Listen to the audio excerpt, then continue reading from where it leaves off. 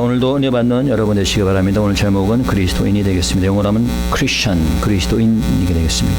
여러분들은 어디 그리스도인이라고 생각하십니까? 네. 내가 그리스도인이라고 생각하시면 손 들어보세요. 네. 오케이. 자, 여러분들이 참 그리스도인가라고 좀 믿습니다. 그럼에도 불구하고 교회를 다닌다고 해서 다 그리스도인은 아닙니다. 뭐 집사라고 장로라고 목사라고 다 그리스도인도 아닙니다. 그럼 누가 그리스도인이냐? 몇 년 전에 그 한국에서 요즘 미국도 마찬가지지만은 그 동성애 축제가 열렸는데 서울 광화문 광장에서 동성애 축제가 열린 그 비디오를 이렇게 봤는데 완전히 그 문란함 그 자체였습니다. 밝은 대낮에 벌거벗고 막 이렇게 춤을 추고 그러는데 너무 보기가 민망했습니다.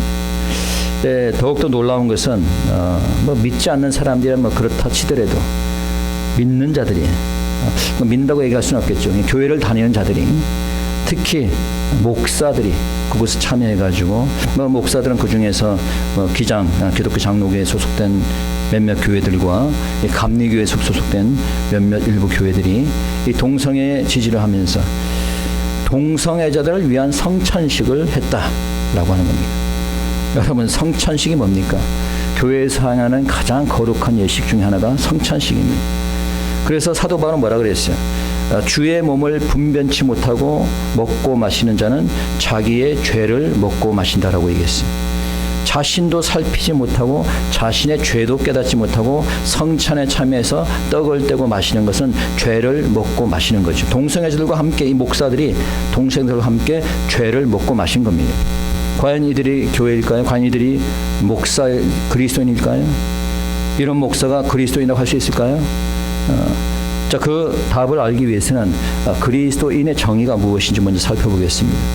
영어 사전을 보니까 두 가지 의미로 해석되고 있는데, 첫째는 believer in Jesus Christ as a savior, 예수 그리스도를 구세주로 믿는 자가 그리스도인이다라고 정의하고 있어요.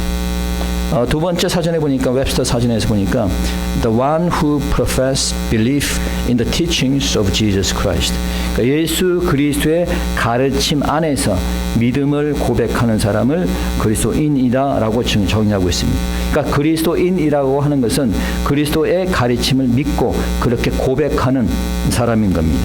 그러니까 이 동성애는 주님께 동성애는 죄라고 가르치고 있는데 그 죄로 인정하지 않는 것은 주님의 가르침을 거부하는 것이니 이 사람은 그리스도인이 아니에요. 그리스도인이 아닌 거죠.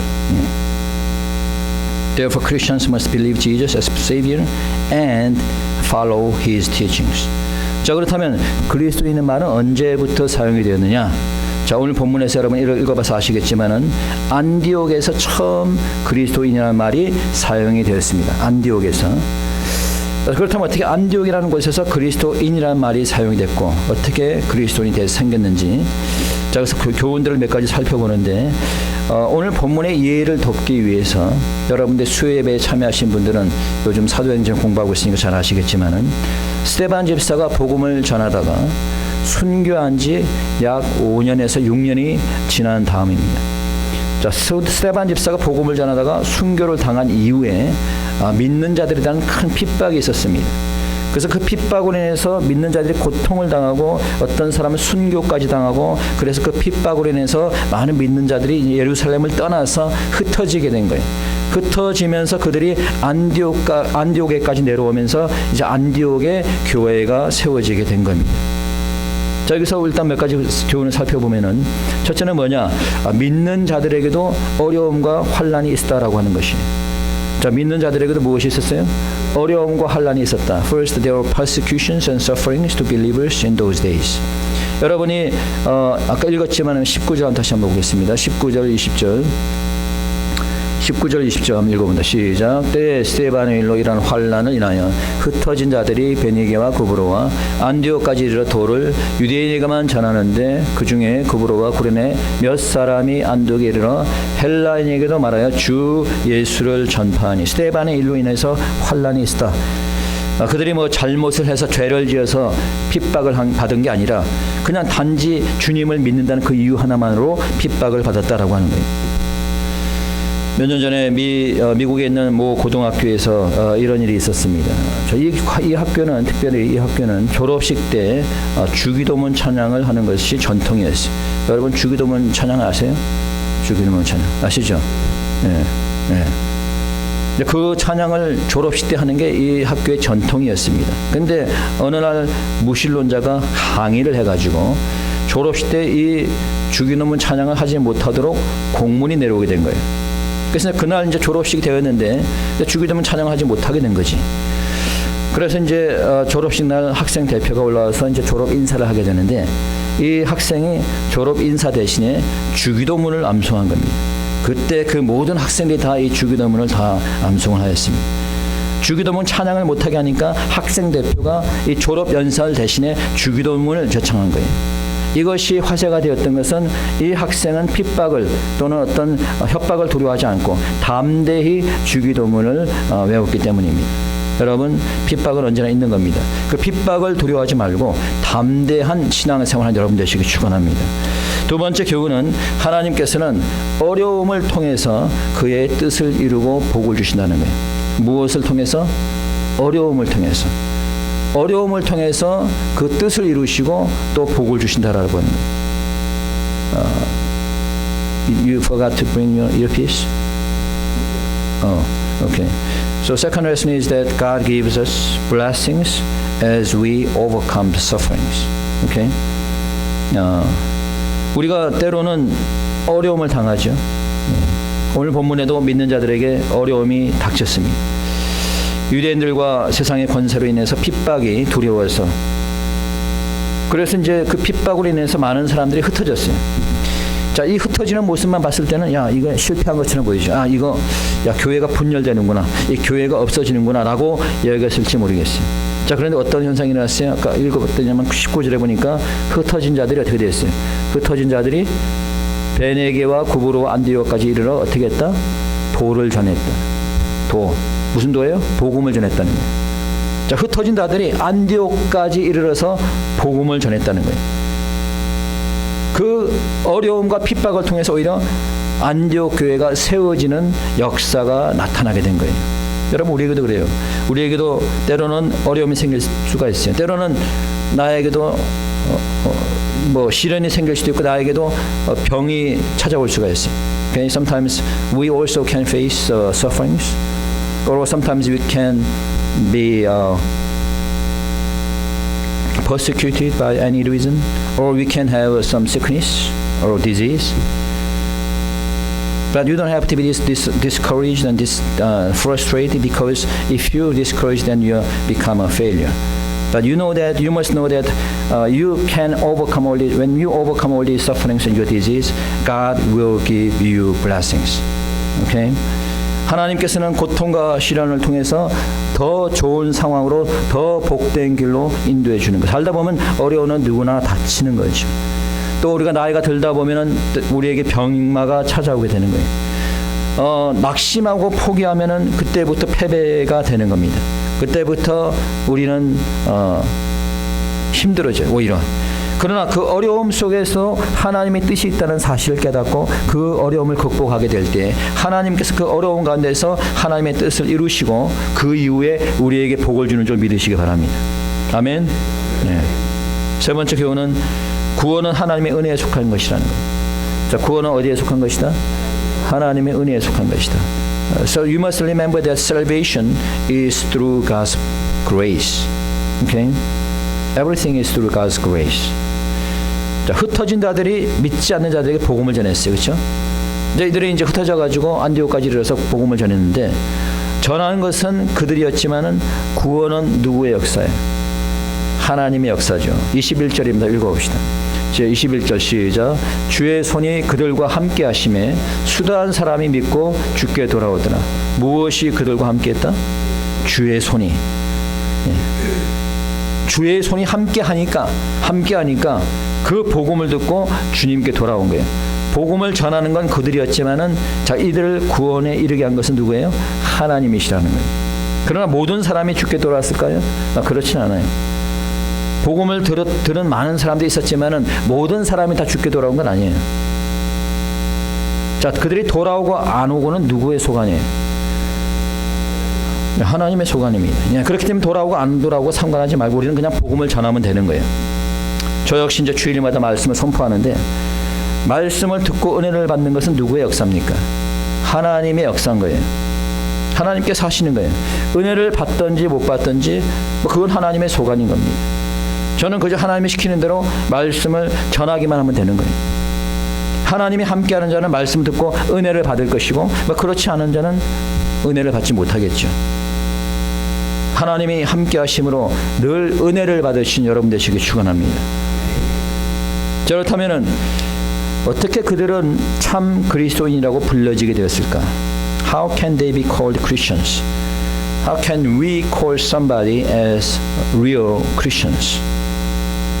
So first, the genuine Christians are those people who preach the gospel. 자, 첫째, 크리스찬은 복음을 증거하는 자다. 복음을 전파하는 자다라는 거예요. 여러분 19절 20절 읽었지만 보면 흩어진 자들이 예수 그리스도의 복음을 전했어요. 자, 그들이 그 핍박 가운데서 복음을 전하는 거 보세요. 그게 바로 믿는 자인 겁니다. 그게 바로 그리스도인인 거예요. 그냥 자신이 무서워 도망간 게 아니라 흩어지면서 복음을 전하는 거예요. 그곳에서 또 그게 바로 그리스도인인 것이죠. 복음을 전하는 자가 바로 그리스도인인 것을 믿으시기 바랍니다. 그럼 믿지 않는 자는 복음을 전할 수가 없어요. 믿음이 없는 자는 복음을 전할 수가 없습니다. 왜 그럼 나는 복음 증거를 하지 못할까? 아마 생각할지 모르겠습니다. 성령을 받으시기 바랍니다. 사도행전 1장 8절에 보니까 뭐라고 되어 있어요? 오직 성령이 너에게 임하면 너희가 무엇을 받고? 권능을 받고 예루살렘과 온 유대와 사마리아 땅끝까지 이르러 무엇이 되리라? 내 증인이 되리라. 자, 무엇이 임하면은? 성령이 임하면은 뭘 받고? 권능을 받고 무엇이 된다? 복음을 전하는 증인이 된다는 거예요. 여러분이 복음을 전하지 못한다면 성령을 받지 못했거나 성령을 충만함을 받지 못했기 때문에, 여러분이 성령이 충만함이 임하게 되면 여러분이 나가서 복음을 전하지 말라고 해도 복음을 전하고 싶은 마음이 생기는 거예요. 성령의 충만을 받는 여러분 되시기 축원합니다. 두 번째, 그리스도인은 늘 주님께 붙어 사는 사람이 돼요. 자, 어떤 사람이 돼야 된다? 주님께 붙어 사는 사람이. 세상에 붙어 사는 게 아니라 누구에게 붙어 있어야 돼요? 주님께. 자, 22절 23절 읽어봅니다. 22절 시작. 예루살렘 교회가 이 사람들의 소문을 듣고 바나바를 안디옥까지 보내니 저가 이를 하나님의 은혜를 보고 기뻐하여 모든 사람에게 굳은 마음으로 주께 붙어 있으라 권하니. 자, 모든 사람에게 무엇이라 권했다? 주께 붙어 있으라 권했다. 자, 주께 붙어 있어야 되는데 어떤 마음으로? 굳은 마음으로. 영어로 보니까 all your heart. They encourage them to remain true to the Lord with all their heart. 그러니까 온 전심을 다해서 붙어 있으라는 거예요. 왜? 붙어 있기가 쉽지 않으니까. 세상 속에 살다 보니까 우리가 내가 전심을 다해서 붙어 있도록 해야 된다는 거죠. 저는 어릴 때 이 고아가 될 뻔한 적이 있었어요. 지금도 기억이 생생한데 제가 볼 때 한 5살, 6살쯤 됐을 것 같아요. 그 어머니 손을 잡고 이렇게 길을 가고 있었어요. 그 당시에 여러분들 알다시피 한국에 못 살 때고 가난할 때고 그런 때인데 사람들이 이렇게 왔다 갔다 하고 이렇게 좀 우왕좌왕하는 그런 때죠. 그러니까 이제 어머니 손을 붙잡고 이렇게 가는데 갑자기 어머니 손을 이렇게 놓쳐버린 거예요. 그래서 이제 그냥 길거리에서 어머니가 보이지 않으니까 막 울기 시작했어요. 다행히 어머니께서 돌아오셔가지고 저를 데리고 가셨습니다. 만약에 그때 어머니가 도로 찾아오지 않았던가, 누가 육아로 해갔다면 아마 여러분을 제가 볼 수 없었겠죠.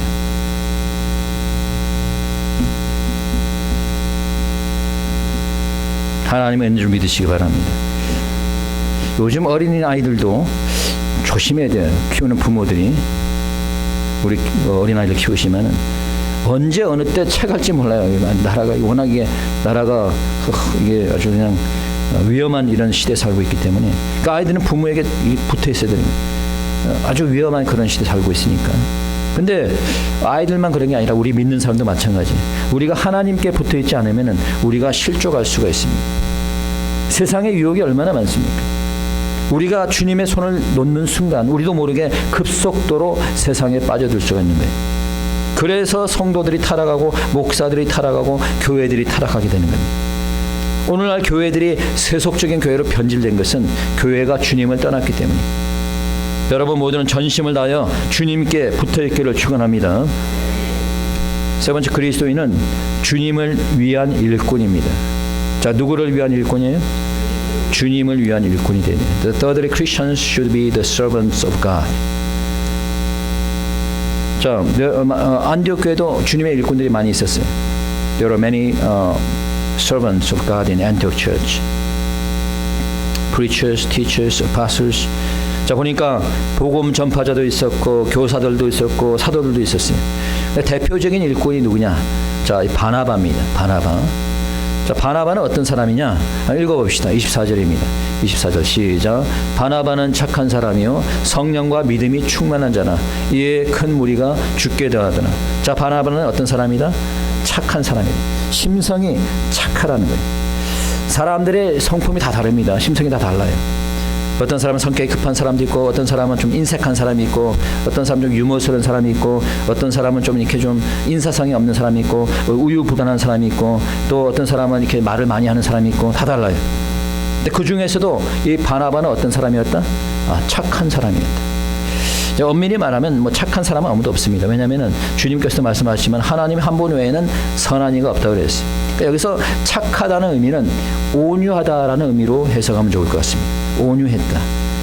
그래서 다른 사람들에게 존경을 받았다라고 하는 거죠. 교회에서 이 온유함을 갖는 게 참 중요합니다. 그러니까 온유한 성품을 가진 사람은 화가 나더라도 화를 내지 않습니다. 잘 참아요. 온유한 사람은 의견이 달라도 자기의 의견을 주장하지 않습니다. 여러분 모두는 온유한 성품의 소유자들 되시기 축원합니다. 두 번째, 그는 성령과 믿음이 충만했다 되어 있습니다. And Barnabas was full of Holy Spirit and faith. 여러분, 주의 일을 하는 사람들이 가져야 될 부분입니다. 주의 일을 감당하는 목사나 장로나 권사나 집사나 모두 성령과 믿음이 충만해야 되는 거예요. 목사라고 믿음이 항상 좋은 건 아니에요. 요즘은 더 그래요. 오히려 목사들이 믿음 없는 자들이 참 많습니다. 요즘. 오히려 그 반대로 평신도 중에서 믿음이 좋은 사람들이 많이 있어요. 특히 이제 핍박이 일어나고 어려움이 닥칠 때 그 사람의 믿음을 볼 수가 있습니다. 오늘 본문에 나오는 믿음의 사도들은 핍박이 오니까 죽을까 겁이 나서 뭐냐 숨어나는 집에 어떻게 하든 간에 복음을 전하러 하지 않았습니까? 그 핍박 가운데도 복음을 전했습니다. 어떻게 그렇게 할 수 있었을까? 성령과 무엇이? 믿음이 충만했다는 거예요. 성령과 믿음이 충만한 여러분 되시기 축원합니다. 그 다음에 그리스도인은 말씀을 듣고 배우고 가르치는 자입니다. Then final Christians are those who learn, teach the word of God. According to verse 26, Paul and Barnabas taught them for 1 year. Have you ever learned the Bible?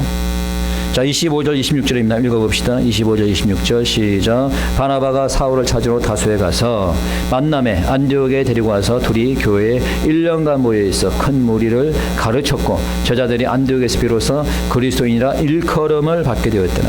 자, 1년 동안 한 달도 아니고 한 주도 아니고 1년 동안을 가르쳤다는 거예요. 1년 동안. 여러분, 가르침과 배움이 없이는 성장이 없습니다. 자, 이들은 1년이나 하나님의 말씀을 가르치고 배웠다는 거예요. 여러분, 오늘날 교회들이 이렇게 타락한 것은 성경을 바르게 가르치지 않고 배우지 않기 때문에, 교회인들이 영적 분별력이 없는 것은 말씀을 제대로 배우지 않았기 때문에, 말씀을 제대로 배우지 않고 모르기 때문에 이단에 빠지는 거예요. 말씀을 모르기 때문에 좌파 기독교가 잘못된 건 이단인 걸 알지 못하는 거예요. 말씀을 모르기 때문에 선과 악을 분별하지 못하는 겁니다. 말씀을 제대로 알고 공부한 사람에게는 영적 분별력이 생기는 줄 믿으시기 바랍니다.